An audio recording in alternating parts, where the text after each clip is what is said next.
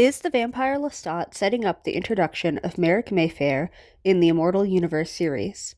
In the end of episode 3 of The Vampire Lestat, the vampire Louis de Pontoullac walks into a diner, orders black coffee, and gazes affectionately at the waitress who takes his order.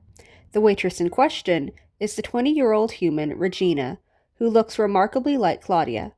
Whether or not this young woman actually resembles Claudia, or whether this is just a projection of Louis's mental illness casting Claudia's features onto Regina as a way to cope with the grief of losing his vampire daughter, on top of the stress of navigating this new 21st century human world largely alone, we don't know. What I'm wondering is if Regina is actually this young woman's name, and whether or not we just saw our first look at the vampire witchling Merrick Mayfair. In the Vampire Chronicles books, Merrick Mayfair is one of Anne Rice's most interesting crossover characters because she belongs to both the world of the Mayfair witches and the world of the vampires. She comes from the famous Mayfair family of New Orleans, a bloodline known for producing powerful witches with psychic abilities.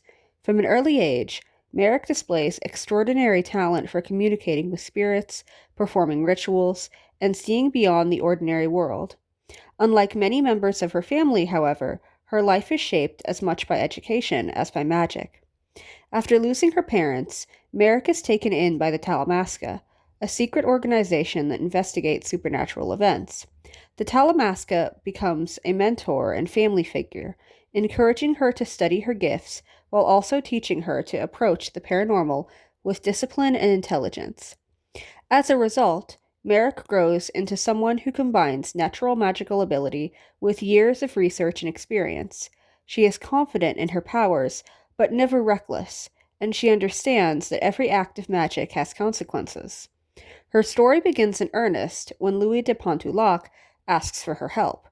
Still haunted by the death of Claudia, the child vampire he helped create, Louis wants Merrick to summon Claudia's spirit so he can finally know whether she has found peace. Merrick agrees, and the seance succeeds, but not without serious consequences.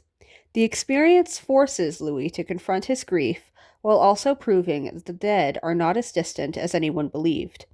Merrick herself is drawn deeper into the affairs of the vampires, and before long she becomes one of them. Even after becoming a vampire, Merrick remains different from most of the immortal characters in Rice's novels. She keeps the wisdom, compassion, and magical knowledge that defined her as a human. Rather than being obsessed with power or eternal life, she continues to use her abilities to help others, often acting as a bridge between the living, the dead, and the undead. Her unique combination of witchcraft and vampirism makes her one of the most capable supernatural figures in the series. In Blackwood Farm, Merrick once again uses her gifts to confront dangerous supernatural forces.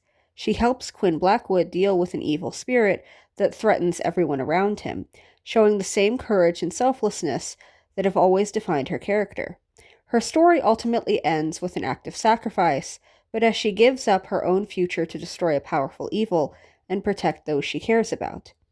Merrick stands out in Anne Rice's universe because she is thoughtful, capable, and deeply compassionate. While many of Rice's vampires struggle with ambition, guilt, or loneliness, Merrick is motivated by a desire to understand the supernatural and to use her knowledge responsibly. She serves as a link between the Mayfair witches and the vampires, bringing together two of Rice's biggest series through a character whose greatest strengths are her intelligence, empathy, and willingness to sacrifice herself for others.